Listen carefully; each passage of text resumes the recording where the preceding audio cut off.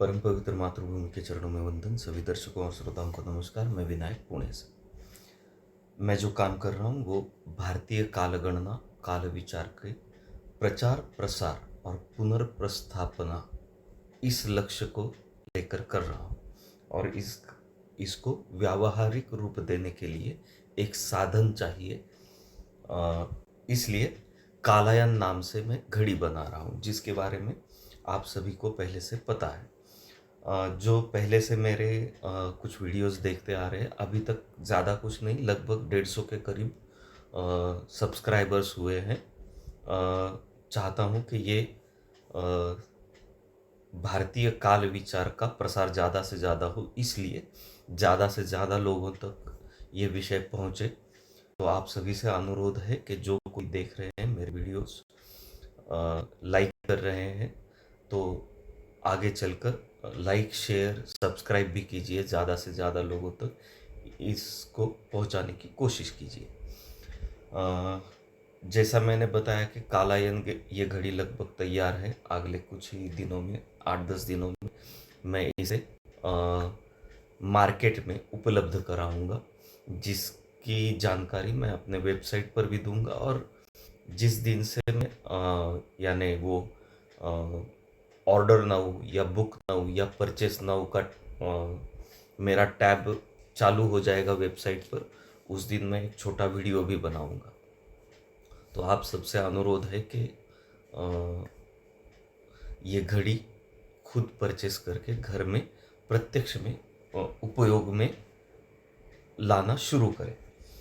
तो अब ये घड़ी आ रही है, इसके पीछे इस भारतीय काल गणना क्या है, काल विचार क्या है, उसका तत्वबोध क्या है, भारतीय संस्कृति में काल को किस तरह देखा गया है, इन सब के बारे में, ये सब जो मैं काम कर रहा हूँ, इसके पीछे मेरी भूमिका क्या है, प्रत्यक्ष शास्त्र क्या है, इसके बारे में जितना मैं समझ पाया, उसमें से कुछ बातें आपके सामने इसके पहले वाले वीडियोस में मैंने रखी है। यानी उसमें पूर्व पीठिका है, भूमिका है, स्वरूप है, उसमें बताया है। तो जब ये घड़ी प्रत्यक्ष रूप में व्यवहार में उपयोग करनी होगी, अब आगे चलकर हम करेंगे, तब सबसे महत्वपूर्ण बात ये होगी कि इस भारतीय काल विचार में जिन संज्ञाओं का उपयोग होता है, उल्लेख किया जाता है, उन संज्ञाओं की हम सबकी समझ एक जैसी हो। कुछ संज्ञाएं भूल सी गई है, हम जस्ट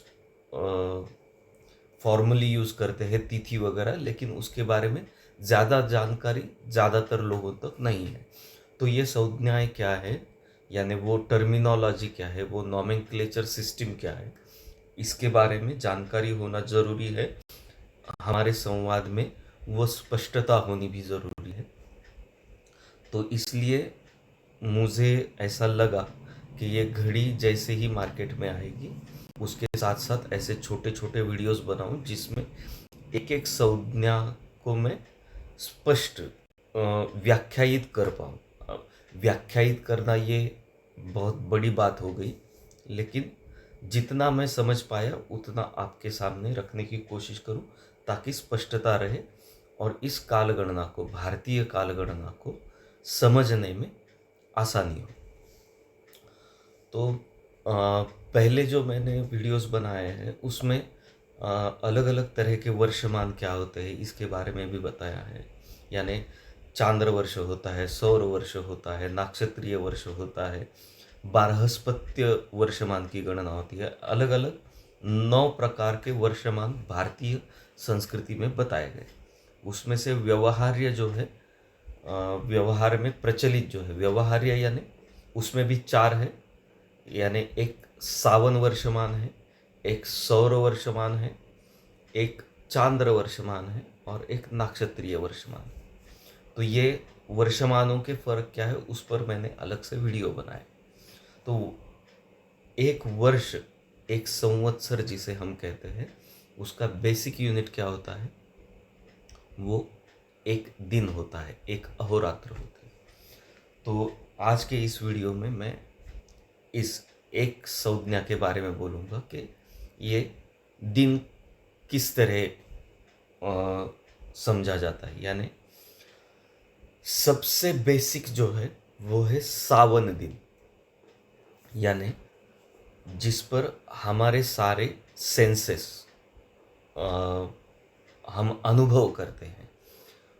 उसका सबसे पहला संदर्भ बिंदु होता है सूर्योदय, यानी सूर्योदय और सूर्यास्त। यानी सूर्योदय से हम दिन का अनुभव करते हैं, सूर्यास्त के बाद रात का अनुभव करते हैं, और उस पर हमारी दिनचर्या, हमारे सारे कार्यकलाप उसी पर निर्भर करते हैं। तो इसको यानी सूर्योदय और सूर्यास्त के संदर्भ में जो देखा जाता है उसे कहा जाता है एक सावन दिन। और जो वर्षमान हम जिस वर्षमान की गणना हम करते हैं उस वर्षमान में ये सावन दिन कितने होते हैं इसकी चर्चा होती है, उसका गणित साधा जाता है। हम जब कहते हैं कि एक वर्ष में 365 दिन होते हैं, अब ये वर्ष है सौर वर्ष,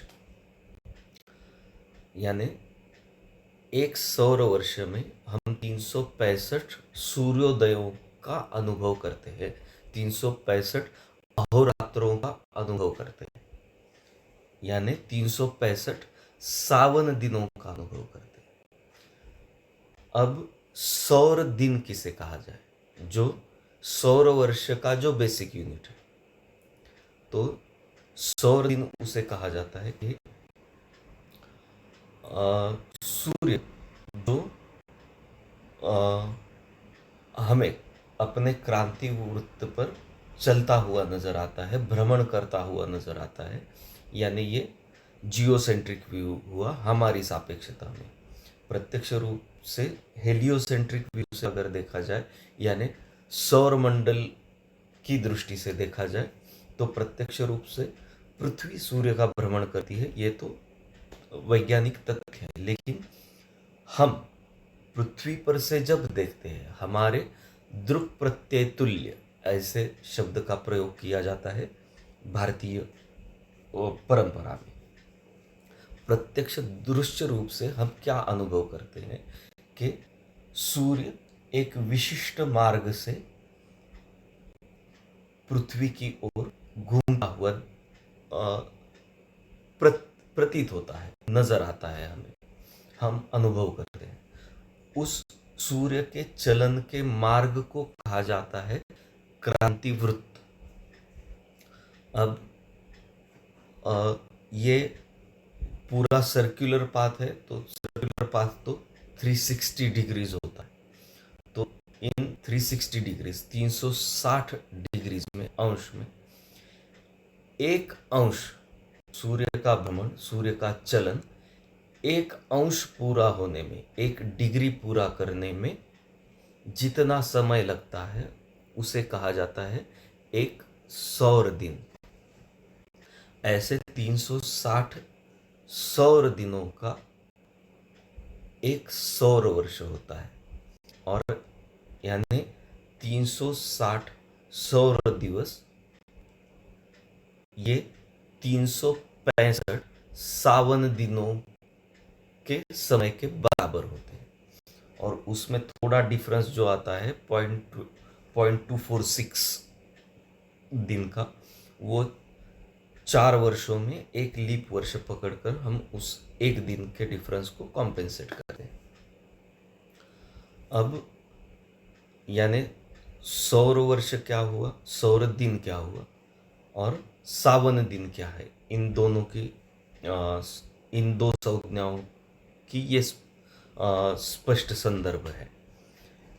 तीसरी बात आती है कि हम पारंपरिक रूप से हमारे जितने धर्मशास्त्रीय पारंपरिक व्रत है, उत्सव है, उन सभी में चांद्र गणित का उपयोग होता है, प्रयोग होता है। अब चांद्र दिन किसे कहा जाए, तो जैसे सूरज के एक अंश चलन को एक सौर दिन कहा जाता है, उसी तरह अब चंद्रमा भी किसी विशिष्ट एक रूट से पृथ्वी की ओर पृथ्वी का भ्रमण करता है। तो इसमें चांद्रमास जो पकड़ा जाता है, यानी सूर्य के संदर्भ में सूर्य और चंद्र दोनों पृथ्वी के ओर इर्द गिर्द पृथ्वी का चक्कर लगाते हुए हमें प्रतीत होते हैं। उन अपने अपने मार्गों पर पृथ्वी के सापेक्षता से सूर्य और चंद्र का पोजीशन एक ही बिंदु पर जब नजर आता है उसे कहा जाता है अमावस्या।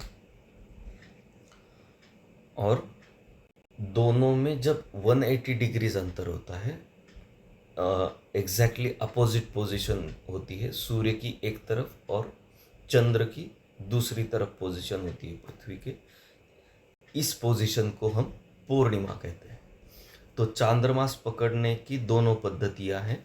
एक तो पूर्णिमा से लेकर पूर्णिमा तक एक चांद्रमास पकड़ा जाता है, या फिर एक अमावस्या से अगली अमावस्या तक एक चांद्रमास पकड़ा जाता है। दोनों पद्धतियां सही है, एक सही एक गलत ऐसे नहीं है। दोनों का उपयोग प्रयोग अलग अलग प्रांतों में अलग अलग विषयों में होता है।